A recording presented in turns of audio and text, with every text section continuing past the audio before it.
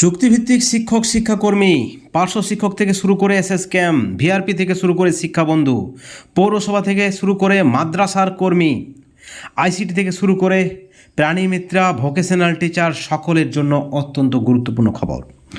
বন্ধুগণ, আপনারা সকলে জানেন যে প্রায় 2 সপ্তাহ ধরে রাজ্য সরকার কিন্তু একাধিক বিভাগে বেতন বৃদ্ধি করেছে। Kanyashree, Rupashree, accountant, data entry operator, ICT teacher, আরও বেশ কিছু দপ্তরে কম বেশি বেতন বৃদ্ধি করেছে রাজ্য সরকার। এমতো অবস্থায় সব থেকে যারা বঞ্চিত, পার্শ্ব শিক্ষক, এসএস ক্যাম্প, শিক্ষাবন্ধু থেকে শুরু করে বাকি যারা রয়েছে পৌরসভা এবং মাদ্রাসার কর্মী যারা, তাদেরও বেতন বৃদ্ধির একটা আশ্বাস রয়েছে, পজিটিভ আশ্বাস। এবং এই বিষয়ে এর আগেও আমরা ভিডিও করেছি, সেখানে সরকারপন্থী সংগঠনের নেতৃত্বরা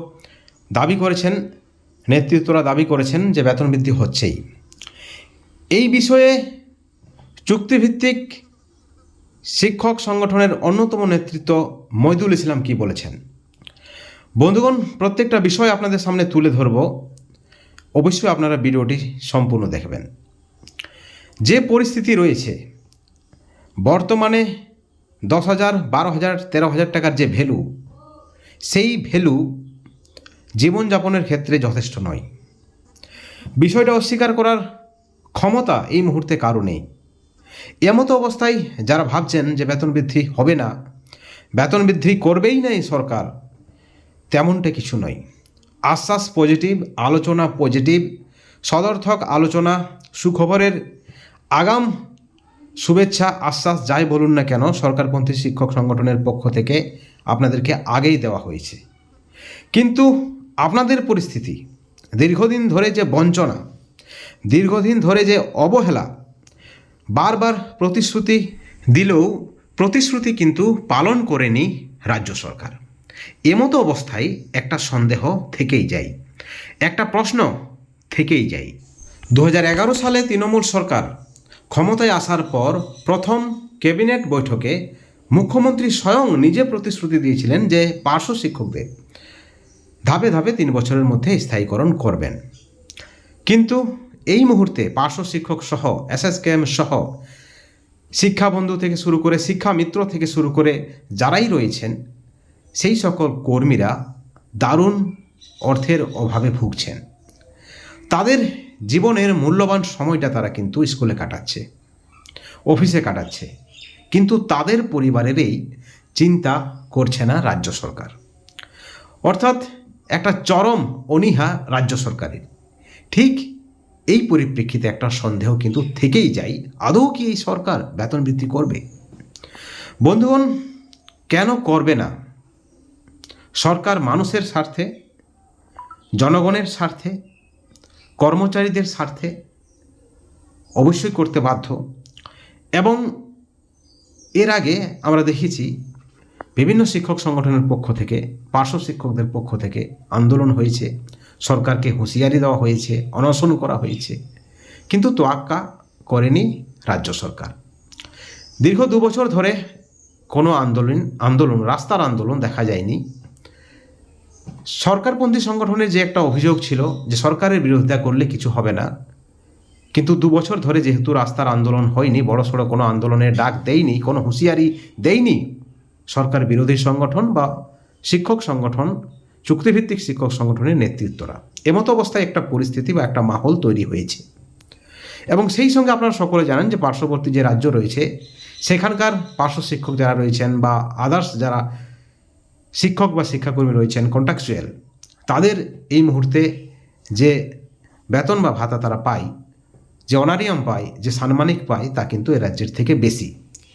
অর্থাৎ একটা পজিটিভ পরিস্থিতি সৃষ্টি হয়েছে, পজিটিভ পরিস্থিতির পরিপ্রেক্ষিতে পজিটিভ আলোচনা হয়েছে, যেমনটা কিন্তু দাবি করা হচ্ছে সরকারপন্থী সংগঠনের নেতৃত্বদের পক্ষ থেকে।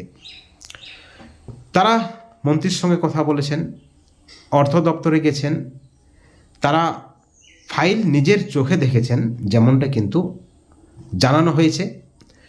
এবং সেই সঙ্গে তারা বেতন বৃদ্ধি হবে সকল কন্ট্রাকচুয়াল শিক্ষক শিক্ষাকর্মীদের, এটা কিন্তু পরিষ্কারভাবে আমাদের চ্যানেলে জানিয়েছেন। কিন্তু একটা বিষয় উঠছে যে পুজোর আগেই কি ঘোষণা হবে?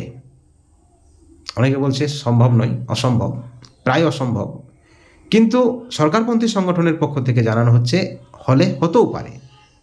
অর্থাৎ বেতন বৃদ্ধি হবে, সেটা হয়তো পুজোর আগেও ঘোষণা হতে পারে কিংবা পুজোর পরেও ঘোষণা হতে পারে, কিন্তু হবে। অর্থাৎ বেতন বৃদ্ধির বিষয়ে তারা কিন্তু নিশ্চিত, পূর্ণ আস্থা রয়েছে সরকারের উপর, শিক্ষামন্ত্রীর উপর। কারণ শিক্ষামন্ত্রী নিজে নাকি তাদেরকে কথা দিয়েছে। শিক্ষামন্ত্রী নিজে বলেছেন অবশ্যই 100% তারা চেষ্টা করবেন এবং অবশ্যই বেতন বৃদ্ধি হবে। এবং এই বিষয়ে সমালোচনাও কম হচ্ছে না। আমাদের চ্যানেলে আপনারা আমাদেরকে প্রচুর পরিমাণে গালিগালাজ করছেন, কিন্তু আমাদের কাজ হচ্ছে খবর পরিবেশন করা। একজন বলছেন যে বছর খানেক আগে হবে 22-23-এ শ্রীমান মইদুল ইসলাম তাকে নাকি একটি প্রশ্ন করেছিলেন যে 2019-এর বিধানসভা নির্বাচনের পরে প্রায় ওই ডিসেম্বরের কাছাকাছি সময়ে শিক্ষামন্ত্রীকে পাশে নিয়ে এসে প্রেস মিট করেছিলেন। তাতে বলেছিলেন পার্শ্ব শিক্ষিকা যারা রয়েছেন তাদের ট্রান্সফার চালু হবে, তারা সিসিএল পাবেন। কিন্তু এখনও পর্যন্ত কিন্তু অর্ডার হলো না। অর্থাৎ নির্বাচনের সময় নেতাদের দেওয়া প্রতিশ্রুতির কোনো দাম নেই বা তাদের প্রতিশ্রুতি বিশ্বাস করার কোনো কারণ নেই। এবং একই সঙ্গে প্রশ্ন উঠছে যে এর আগে মইদুল ইসলাম যেটা বলেছিলেন সেটা করতে পারেনি। কিন্তু বন্ধুগণ, একটা বিষয় ভাবার, আজ যে ধরনের পরিস্থিতি ক্রিয়েট হয়েছে এর আগে কিন্তু কোনো দিন হয়নি।